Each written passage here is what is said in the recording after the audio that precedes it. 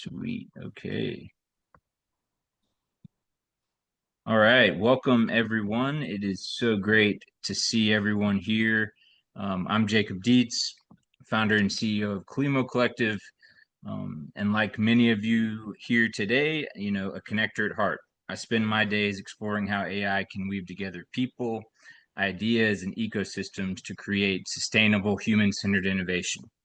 It's great to see so many of you joining here across time zones and industries for what promises to be a very timely and transformative conversation. Um, so, today, and Yuka, you'll be able to introduce yourself here in a little bit, but as always, we want to try to give a shout out to Global Chamber. And so for those that might be joining us for the first time, here's a quick note about Global Chamber. We are a purpose-driven business network active in, I think, over 600 cities now and over 195 countries around the world. Our mission is simple yet ambitious: to simplify global business and amplify impact. We do that by creating daily connections between CEOs, investors, and leaders who are working to grow responsibly, sustainably, and globally. And, for me, what really sets this community, it's not just about expanding reach, it's about deepening relationships. And it's a place where forward-thinking professionals are leaning into transformation, asking the tough questions about how to lead, grow, and collaborate effectively in an age defined by rapid change and as we're here today, AI disruption. And that's exactly what makes today's discussion so vital. And so just to sort of set the stage for everyone around our discussion today, so, around the world, like, organizations are racing to adopt AI, but there's still a lot of uncertainty about how to govern it responsibly. Thinking about like SMEs, for example, an AI failure isn't just a technical issue. It's a potential reputational disaster, a loss of trust that can derail global expansion overnight. And in my work with Klimo Collective and the Global Mental Health Task Force, AI helps us build systems that connect people to resources and care. But when AI is biased, opaque, or poorly governed, it doesn't just miss the mark, it actively causes harm. It can reinforce inequities and erode the very trust we need to achieve collective impact. So today's theme, the audited advantage, turning AI harms into global growth strategy, couldn't be more relevant or more necessary. And so this session is really about reframing the conversation. Instead of letting fear or uncertainty drive decision making, we're moving towards foresight, towards building systems of transparency, accountability, and resilience. And to help us do that, we're joined by a remarkable expert who truly bridges the gap between theory and actionable governance. And so we are honored to be joined today by Keon Williams, the managing director of Class LLC and a globally recognized leader in risk governance, cybersecurity, and AI ethics. Keon has designed and deployed enterprise risk, cybersecurity, and AI programs for organizations across industries worldwide. But what makes him so unique is his ability to make complex risk concepts accessible and even at times entertaining. He's not just a thought leader and author, he's also known to bring humor into discussions that many of us might find otherwise daunting. It's just a good way to also create more relevant and relatable material. His central message, understanding exposure maximizes inspiration for better design, is one that deeply resonates. And so today he'll guide us in shifting our mindset from anxiety about AI harms to a proactive strategy for turning governance into growth. And so, we're really going to first toss it over to Keon to provide an introduction about himself and his work. And then we're going to open it up with Keon, Yuka, and myself, and also anyone that would like to chime in and offer some insights around a roundtable. And so this roundtable will be structured around three key pillars: the auditor's lens, decoding AI harms, where we'll look at the tangible costs of neglecting governance; the global ethics gap, where we'll explore how those harms scale across borders and cultures; and the governance roadmap from exposure to execution, where we'll unpack actionable frameworks executives can start using today. And so I'll stop talking, and without further ado, Kian, thank you for joining us and for leading this important dialogue. The floor is yours. Yeah, it's a pleasure to be here. I think you did such a great introduction that one, I may hire you to introduce me whenever I speak at a conference from Sounds now good. on. In terms of background that's relevant to the conversation, at the Centers for Disease Control and Prevention in the United States, I ran a collection of security programs. Because the CDC does disease research, we dealt with a lot of privacy. We dealt with early versions of artificial intelligence because we had to analyze data for multiple dimensions, and it was much easier for a computer to do it when programmed properly than to have a person parse through millions of records of data looking for health information that was relevant to solve disease problems. And so my background in this area goes much farther back than the excitement that the marketplace has with ChatGPT and OpenAI and all of the generative AI solutions. For the audience, as you're listening to the conversation, what I want you to keep in mind is that the most important items related to AI are: what is the use case, and have you built a trustworthy and resilient system to produce the outcome that you're looking for? Most of the harms that you encounter are the result of bad planning. And so I have one case study that I can give an overview for. I'll even drop a link in the chat so that people can look it up themselves. But the legal risk that people face when AI is not done properly applies globally and can have significant impact on the organization, as you'll see with the case that comes up in our conversation.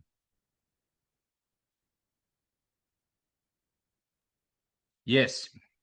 And so, for me, and I see Yuka has joined us again from beautiful Spain. So, Yuka, we're starting to get into the conversation. So, would love for you to quickly come in and introduce yourself if you'd like.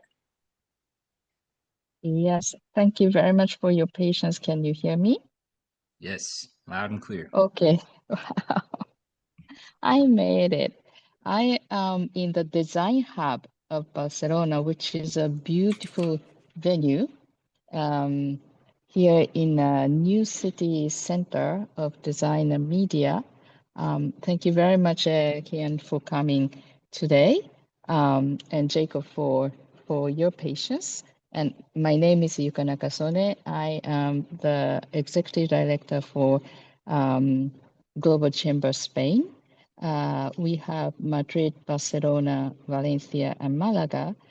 Um, Spain has an image of agricultural country or touristic country, but they are very good at driving the economy through technology and science. So here I am driving the science part and technology part. And yeah, let's get started. Thank you. Yeah. So, Kian, one thing for me, that always helps, not only bringing humor into the mix. I think that when talking about complex concepts and often areas that bring a sense of anxiety. The unknown can cause a lot of anxiety. And especially when you have so much new news coming out on a daily basis. But I also think it's really good to sort of ground ourselves in a foundation of what's known and what's happened. And so you mentioned that case study on from Rite Aid, and so I think that also could really set the stage for a great discussion and evolving the discussion based on that foundation. So would love to sort of have your insights on that and sort of provide a real world example that can help sort of guide our conversation questions and vibe going forward. Sure. So, the reason that I like the Rite Aid study is because in the United States, it sets case law. It positioned the Federal Trade Commission as the enforcement authority for AI harms. And what the Federal Trade Commission in the United States is doing is similar to what the European Union will do with the Artificial Intelligence Act. And so the regulator is a different entity, but the process of evaluation, the way that the courts are going to define a remedy that's appropriate based on the people who were harmed is going to be similar. So it causes our conversation to have a global perspective, even if we're using a US case study. From a global perspective, what happened in the Rite Aid case was that they had um, facial recognition that was enhanced by artificial intelligence, and the model that was used to train the data had bias in it. And because of that bias, what it functionally said, if you don't read the whole case, is that if you are Black or Asian in the inner city in the United States, you're flagged automatically as a criminal based on the bias in the AI. Now, I can guarantee you all that I am not a criminal. And, I have a family to take care of. I have a reputation in the public to maintain. And it would be wildly inappropriate for the facial recognition technology in Rite Aid simply because of my outward appearance and the geographic location to say, oh, Keon is a criminal because he walked in the store to pick up a prescription. We need to monitor him for shoplifting. And so what happens in AI regulations is that AI should not produce an outcome that causes harm to a individual, to a group of people that can be categorized, or to an ecosystem. And ecosystems can be, race, it can be gender, it can be populations, it can be industries. But individuals, groups, and ecosystems are the primary concerns when you're talking about AI risk. What the Federal Trade Commission ended up doing as a legal remedy. And so it wasn't a judgment, it wasn't punitive, but the remedy for the people in society who were harmed by a national pharmacy that was doing this to Asian people, not even citizens. You just had to be a person physically in the store in a city. The way that they address the harm is that Rite Aid is banned from using facial recognition technology for 5 years. That could be inconvenient. It doesn't shut down the business. When we start getting into the AI aspect, it starts to be detrimental to their operations. And so there's a legal remedy called disgorgement. And disgorgement says that a company cannot benefit from illegal or inappropriate activity. And because of disgorgement based on the misuse of the algorithm that had bias, Rite Aid had to delete and direct all third parties to delete any images or photos they collected and the data models, the algorithms, and other products that influence the creation of the model. And so imagine you have a 50-year-old pharmacy that has 50 years of intellectual property. If they included any of that intellectual property in the training of the model, all of that intellectual property is legally required to be destroyed in every location that it exists. And so when we have this conversation today with the Global Chamber about harms from AI, it's not just the harm to the people that were affected by bad design in the model, but it also becomes the harm to the organization. It devalues intellectual property. It has a financial impact on the company. And it also has an impact on how do you compete in a competitive marketplace? Because Rite Aid is not the only pharmacy in the United States. If we applied the same principle to any company in any industry, it's very difficult for me to compete if all of the corporate data that I used, that I've collected over the lifetime of the business, is legally required to be destroyed because the data was used improperly to train or enhance or do anything else with an AI model. And so it leads to really the crux of this conversation. There has to be good governance, there has to be good thought, there has to be consideration, testing, verification that makes sure that there is not a disproportionate or inappropriate impact on the individuals, the groups, or the ecosystems that might be subject to the AI system that you've implemented. You know, and Yuka, I want to toss it to you in a second, but thinking about the pace and how fast AI is moving, and thus the pressure that puts on big companies, seeing an example like this, especially so soon in this, evolution of AI, this recent wave, is critical for companies to understand because you can see a misstep, major misstep like this can cause great harm to the long term for your country, and thus sort of keep you in place, not only losing all that data, but keeping you in place while your competitors are moving ahead in this AI race. And so it just makes it so critical to take the necessary steps to make sure that, especially at this level, that data is not biased, that your model is ethical. So, you know, Yuka, I want to toss it over to you. What are your Mhm. thoughts on that that case study that Keon just brought up? Maybe Yeah, looking at thank you too from very a much. European perspective. Yeah, it's I I think it's very good information, and we need to think about it. And I'm wondering how this is going to impact our daily life, like how we need to think about this from our daily operational level. What we need to do or how we need to do, knowing this is the case. I mean, I don't know if I explained myself, but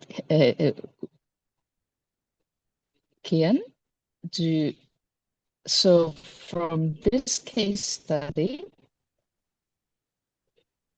how we need to think about and take actions from there.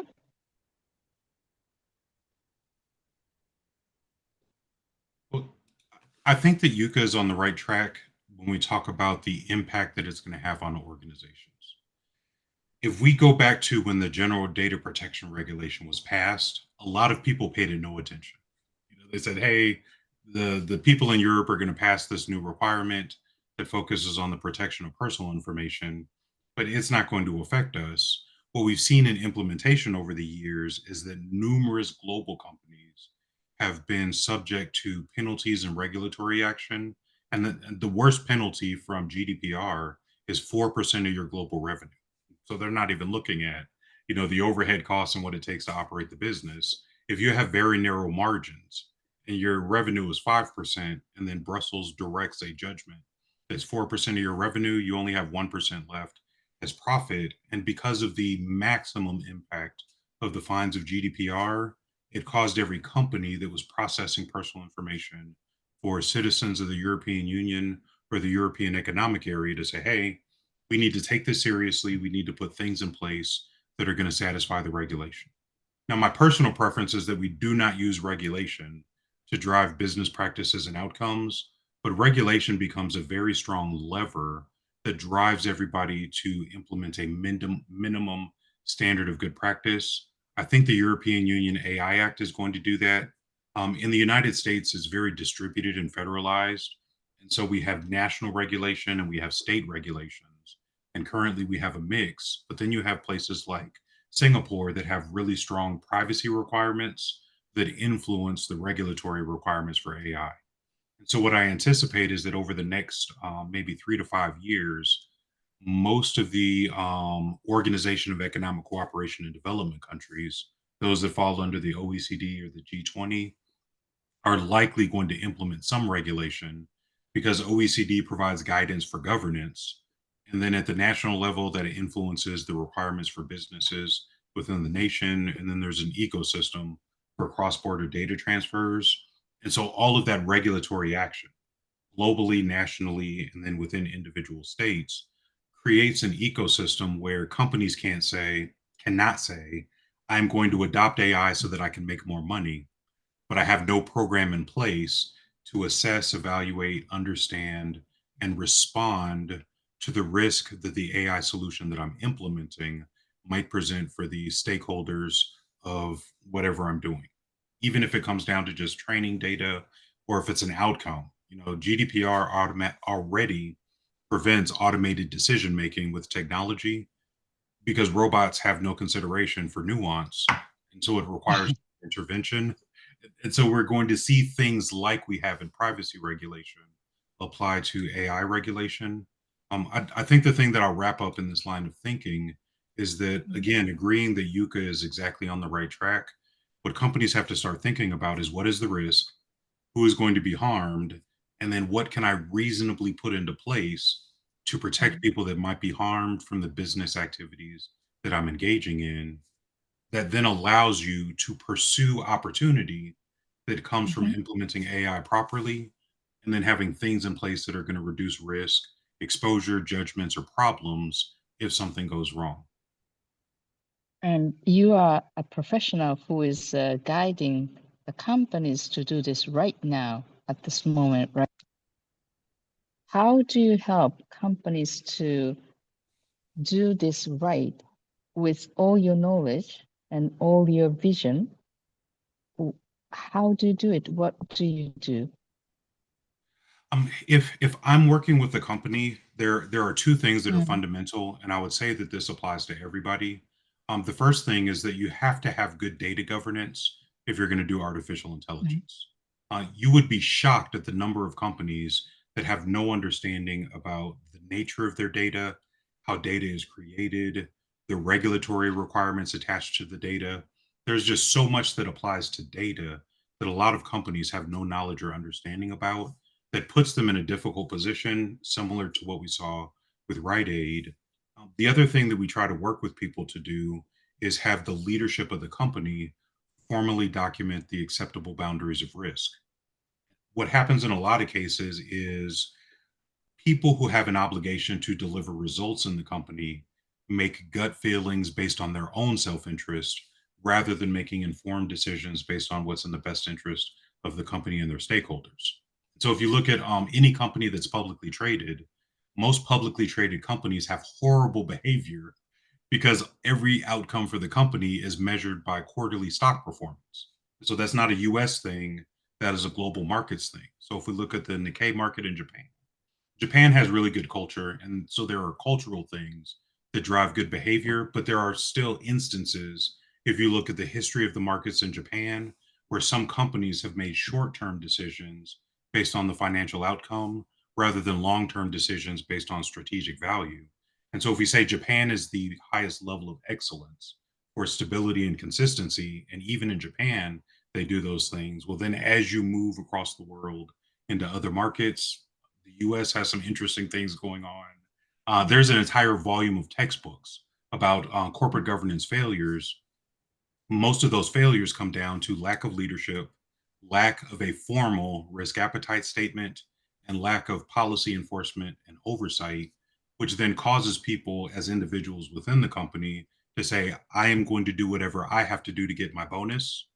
Because once I get my bonus, even if I get fired or I leave the company, they can't take the money away from me. Academically, that's how we had Enron in the United States. It almost destabilized the entire US economy because a collection of people used bad accounting practices to misrepresent the value of the company. And it was, I think it was like $87 billion was wiped away in one day because people were doing the wrong activities at Enron.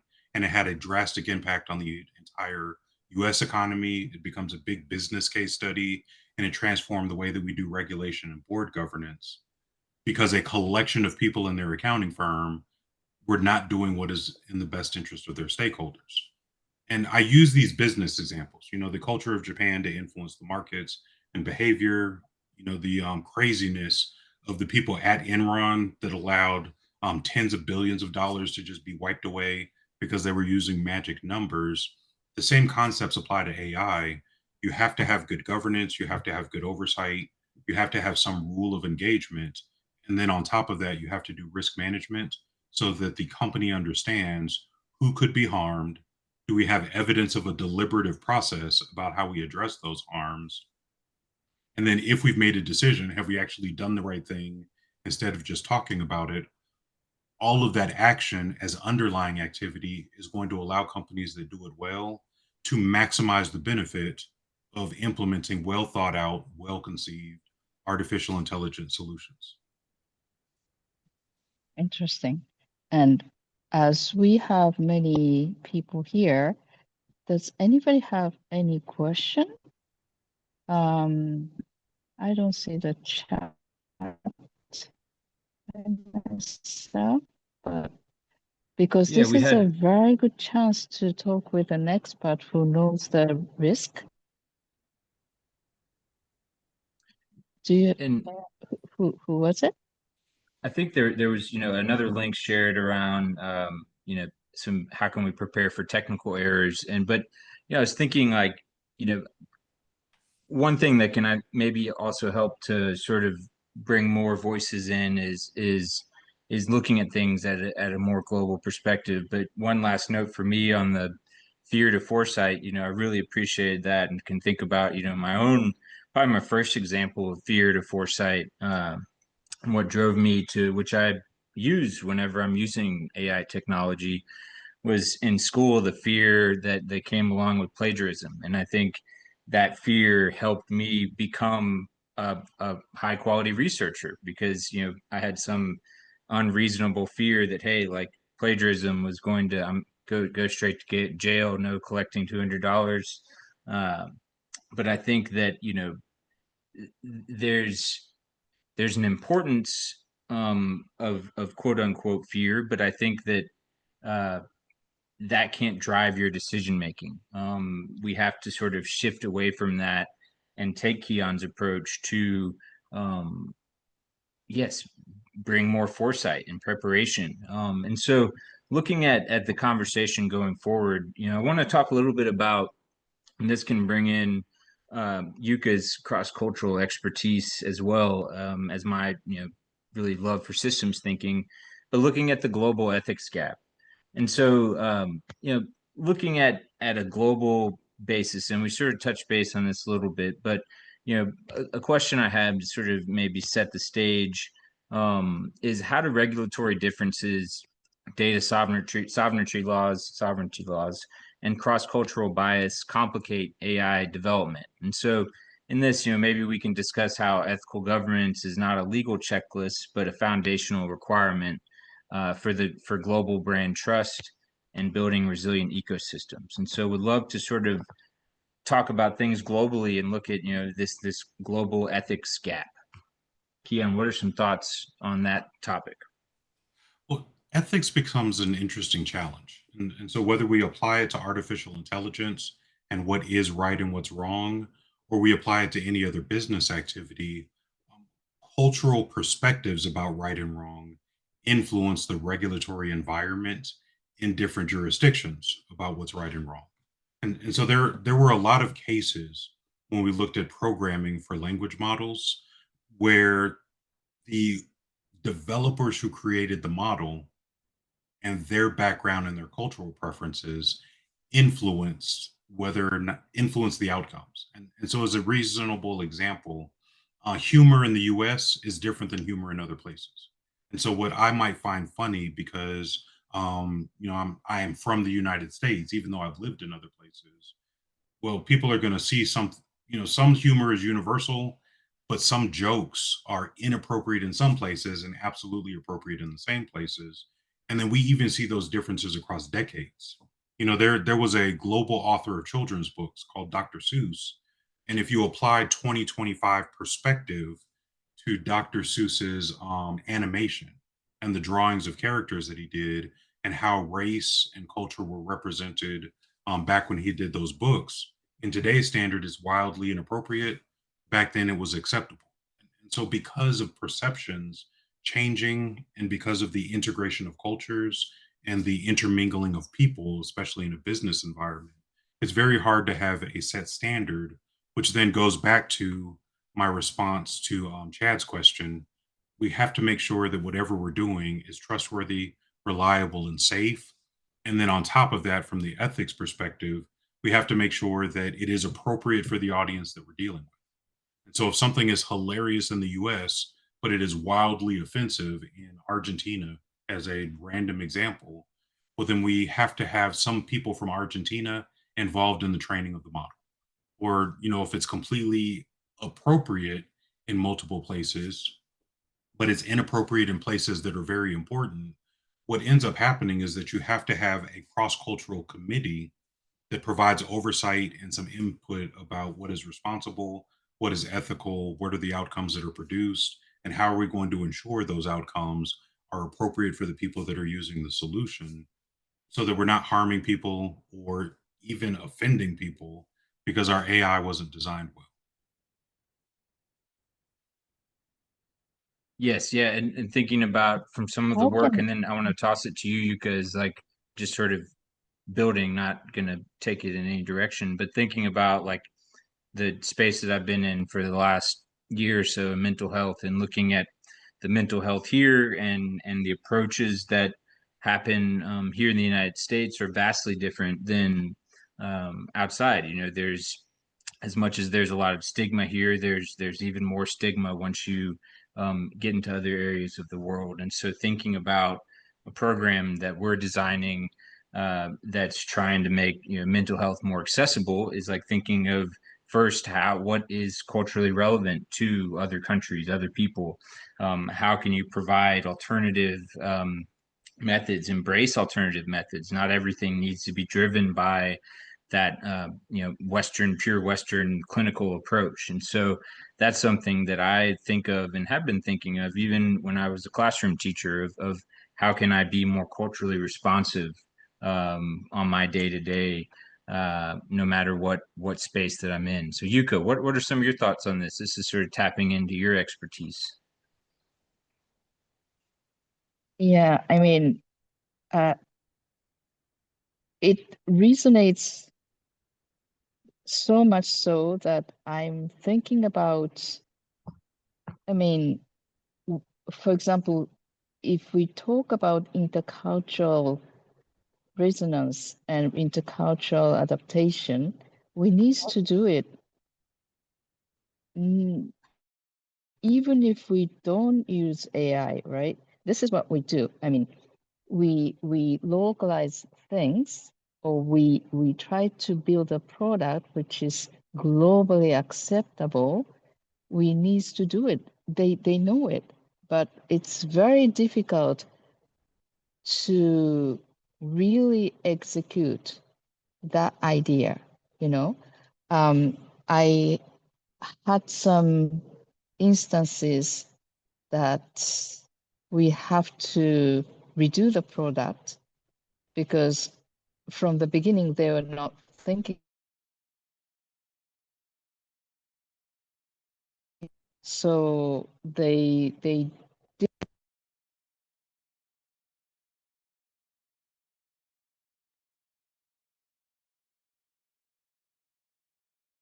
You're losing you a little bit, Yuka.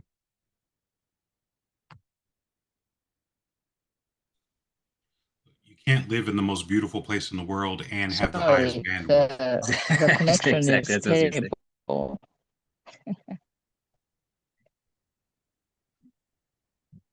Yuka, are you back?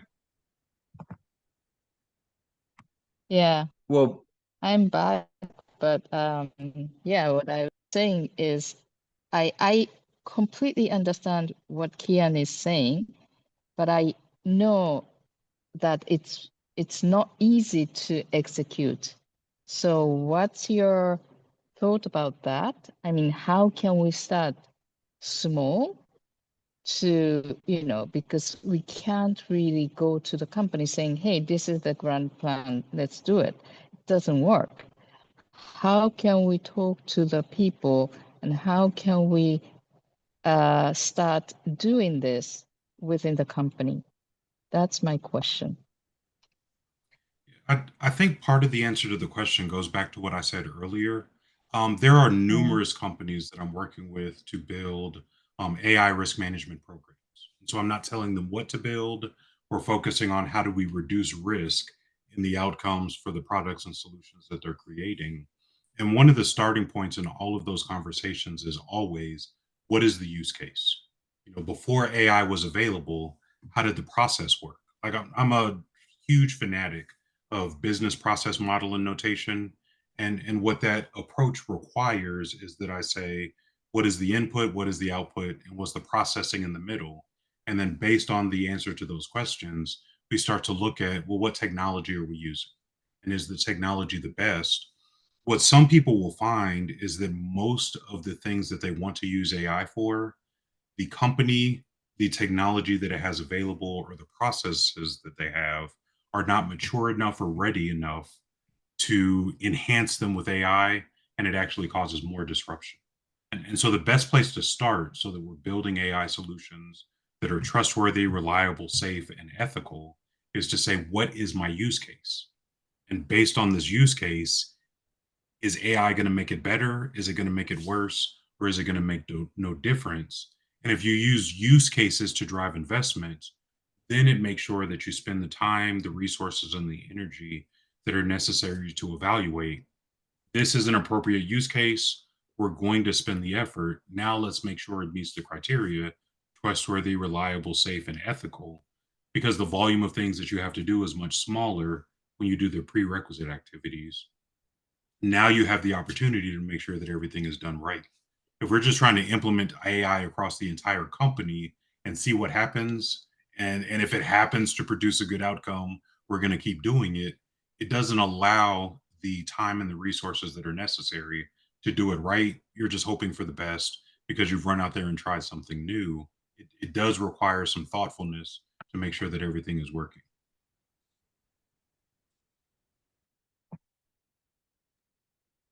Brilliant.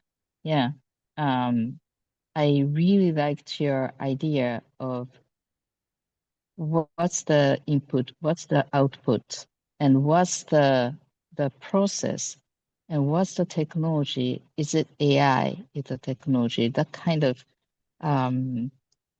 thought process or iteration is really needed because people jump to AI, people implement AI for the sake of implementing almost. And I think it needs to stop. And maybe the way you think is really necessary. And how do you bring this brilliant idea to the companies today?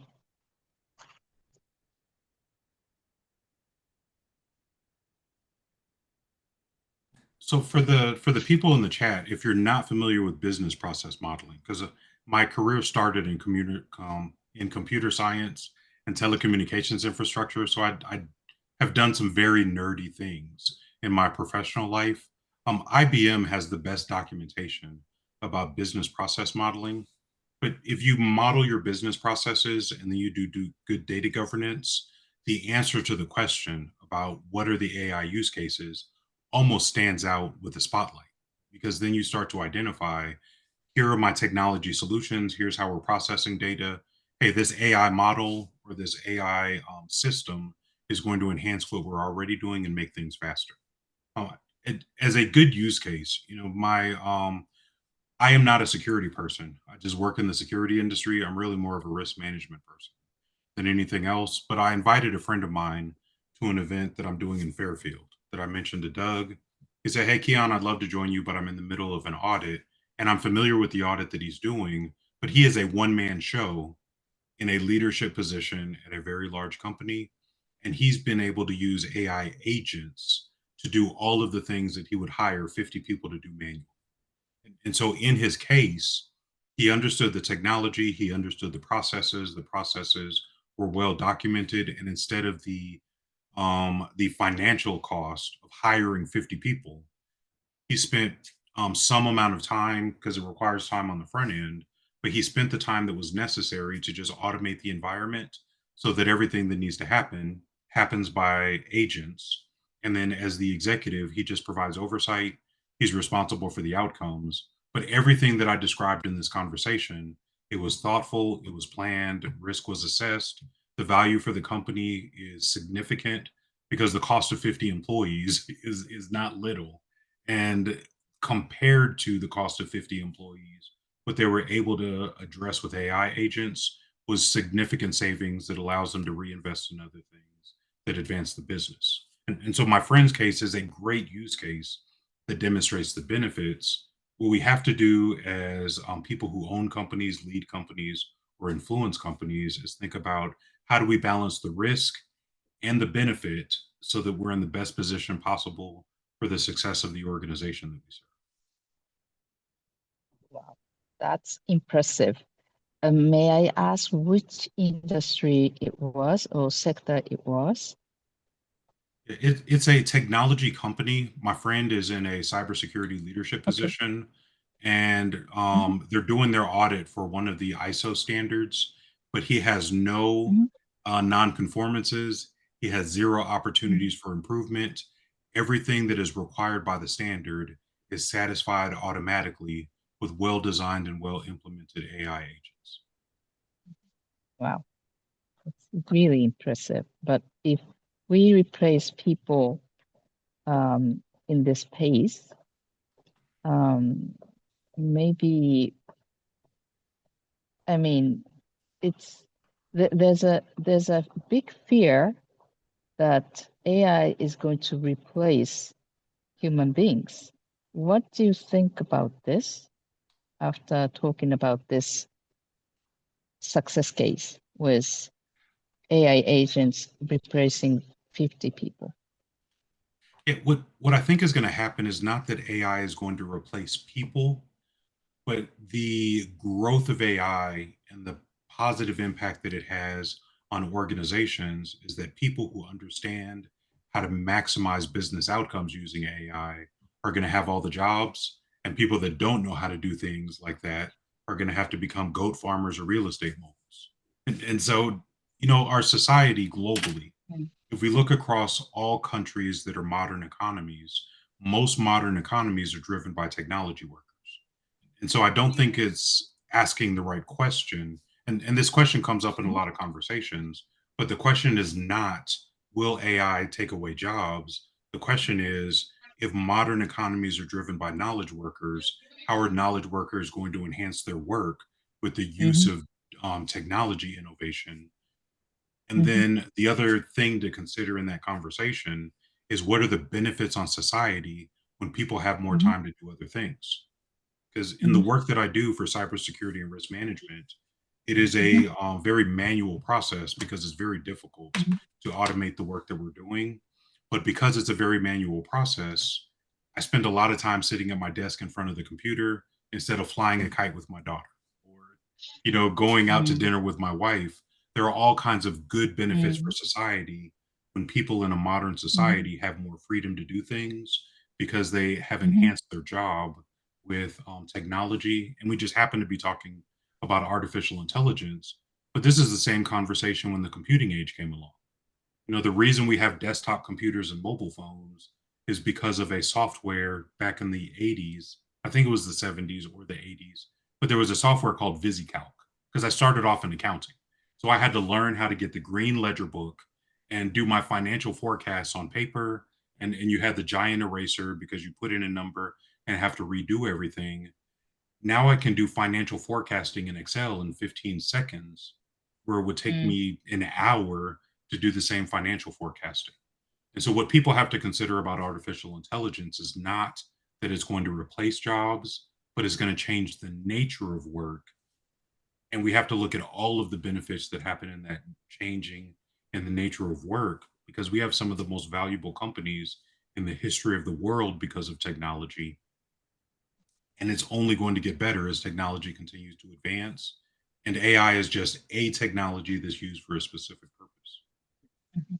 So it seems like we've Yeah. really come full circle back, to that shift from fear to foresight, because I think that, Mm. that is something that is a driving factor for a lot of people in potentially not adopting AI technology. For me, it's always been a tool to enhance my human experience, to enhance my work experience, enhancing creativity, curiosity, imagination.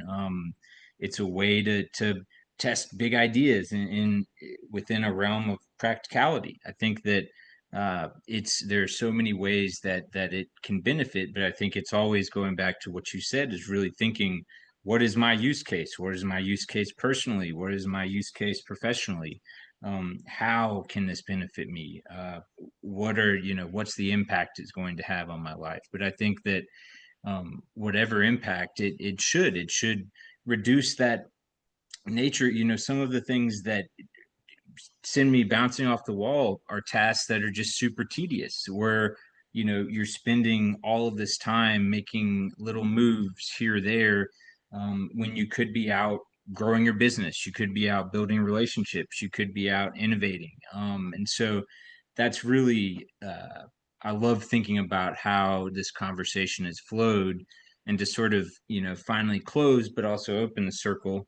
Would love to spend the rest of this time opening up to guests about questions that you might have for Keon. And so I'll stop talking and open up the floor. So please come off mic and ask questions. We'd love to open up the conversation. Yeah, please. As people are thinking about their questions, I did post an interesting link in the chat that talks about the history of VisiCalc. I think as you're making Yes. arguments for or against something, it does help to understand the history of the technology that you're talking about. And so VisiCalc is the reason that we have the modern business computing that we have today. And AI is just the next evolution of that life cycle. Chad, I see your hand. I'm not in charge, but I'll call on you to go first. Oh, hey, Keon. Hey, Jacob. How you doing? Great things so far. My question is, what do you think about Elon Musk's announcement of macro hard the other day and what that could do for society? I've been stuck in an audit all week, so I have no idea what anybody has said other than my preparation for this and my answers to the auditor. Can you give us some background on Yeah, it's what was presented? kind of, so it's essentially he's building or trying to build instead of Microsoft, it's macro hard, and he wants to do it with full AI agents, essentially creating the baseline for civilization 2.0. Yeah, so my initial thoughts, having no background in what's going on, I think a competitive marketplace is valuable for society. And so if Microsoft and Apple are the dominant operating systems and frameworks, and we have a new operating system, because there haven't been a lot of new operating systems, Microsoft and Apple are based on Unix, which was then Linux. And so we have a history of computing that causes us to really only have two dominant operating systems. I'm all for a third. What I think is going to be something that we have to consider as business people is how do we separate hype from reality? There are a lot of things that take time for adoption. You know, the Prius was the first hybrid or hybrid electric and gas vehicle combined. And now we have all kinds of battery technology for cars. I think we're going to have the same thing in computing. So some things are going to sound great. They're not going to work as they're being projected. Some things that nobody's even thinking about are going to be the outcome of these efforts. And so I'm excited for the future, but it's hard to forecast what the result is actually going to be. Could the genie be out of the bottle at that point if he creates a lot of agents or somebody does and they just kind of go off and just start doing their own thing? Well, genie out of the bottle depends on the context. From a risk management perspective, like 85% of artificial intelligence is not designed well. And what's happening is if I wanted to build a new large language model from scratch, it's going to cost me $50 million dollars at least. For the data center, for the processing, for everything else, starting from scratch, it is no less than $50 million and it goes up from there. So there are only so many organizations that have the capital to dedicate exclusively to building a new large language model that then people enhance and train with their own data. And so I don't think the genie is necessarily out of the bottle. I'm not confident that it's going to be successful. Mr. Musk has also tried to build some other things. Some worked really well, some did not do what they intended, but the way the technology advances, I think is going to be beneficial. If you do everything based on agents from a risk management perspective, there's a concept called human in the loop because programs are going to do what they're programmed to do. And if they have an outcome that wasn't intended, you have to have a human that is there to make sure that people aren't harmed. And so I am reluctant to conceive of a successful implementation of what we've described in this conversation now based on current technology. I think it's possible in the future, but I think there's also going to have to be some thought about what are the guardrails so that we don't have Skynet on accident. Yeah, especially seeing how like Optimus moves and if those things really start turning on us, but that's a whole nother discussion, but thank you. Yep, my pleasure. Yeah. Movies that are giving us the playbook for the future, right? I mean, there is a certain. I remember my first really experience in AI was out in the Bay Area in February 2023, and I went to an event on generative music, generative AI music tool, and was talking to a guy afterwards, and he was like, "This is just a toy," and I was like, "I totally agree. I see this as a great tool for education systems. All this data that." There's such a delay in being able to maximize that data to help students. Thinking about the legal system, but then we were making. I brought in the standard Judge Dredd joke, but I think it does. It gives us sort of a glimpse into where maybe we shouldn't go. But yeah, are there any? Okay, I don't want to keep rambling about movies, but are there any other questions that people have for Keon in the last few minutes? Well, Jacob posted an interesting comment in the chat. I think it was directed to Moshard. Can you expand on that? Because I have some thoughts related to it. Oh, with You said something about Moshard is the name of an AI that was, project. yeah, Is that that I just different? I googled the macro hard that Chad brought up. I just did a Got it. standard Google search to see what he was talking about. But yeah, because that I hadn't heard that announcement either. So the reason that I went in that direction, and this may spark somebody else's idea before we close out, in 1984, Ken Thompson did a presentation that was groundbreaking for cybersecurity, but I think applies to this conversation. And so for those of you who are not technical people, any software that you're using today is the result of a compiler that took computer code, compiled it into a program, and then the program works. What Thompson argued in 1984, but is still relevant in 2025, is that if you did not build the compiler, you cannot have absolute trust in the safety and the security of the program that the compiler built, because the compiler might inject code, or it may make a mistake or produce some undesirable outcome. And so, my baseline when we talk about risk is we have to think about what is the supply chain for the AI solution that we're using. Did I spend $50 million and create the language model from scratch?